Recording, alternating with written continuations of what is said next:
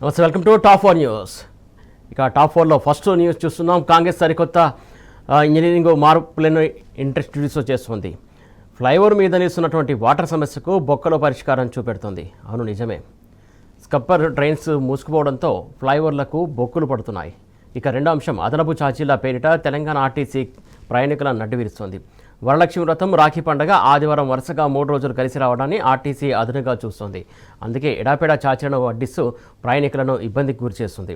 Top 4లో మూడో అంశం, no more shootings అని క్లియర్గా చెబుతోంది సినీ కార్మిక లోకం. చిరంజీవిని కలిసినా తూతు మంత్రంగానే హామీ వచ్చిందన్న అసంతృప్తితో ఉన్నారు కార్మికులు. అందుకే సాలరీస్ హైక్ అయ్యే వరకు నో మోర్ షూటింగ్స్ అంటూ బ్లాంకెట్ ఆర్డర్స్ ఇచ్చేశారు. ఇక నాలుగో అంశం, తెలంగాణలో కుండపోత వానలు.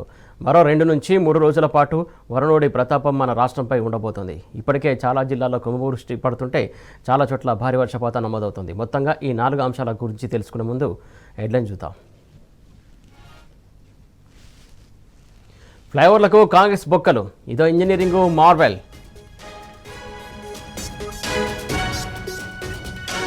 ఇక టాప్ 2 న్యూస్ చూసినట్లయితే, అదనపు బస్సుల పేరిట వడ్డన, ప్రయాణికుల బాధ అరణ్య రోదన. No more shootings, salary hike కోసం ఫైటింగ్స్.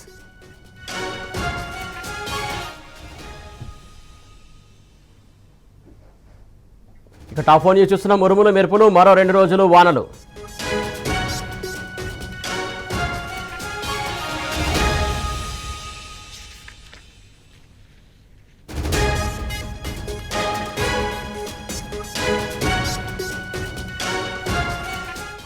టాప్ 1 న్యూస్ చూస్తున్నాం. ఫ్లైఓవర్లకు కాంగ్రెస్ బొక్కలు, ఇదో ఇంజనీరింగ్ మార్వెల్.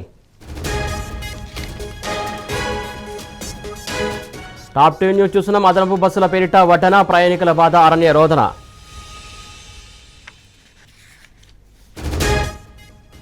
టాప్ 3 న్యూస్ చూస్తున్నాం. No more shootings, salary hike కోసం ఫైటింగ్స్. టాప్ 4 న్యూస్ చూస్తున్నాం. ఉరుములు మెరుపులు, మరో 2 రోజులు వానలు.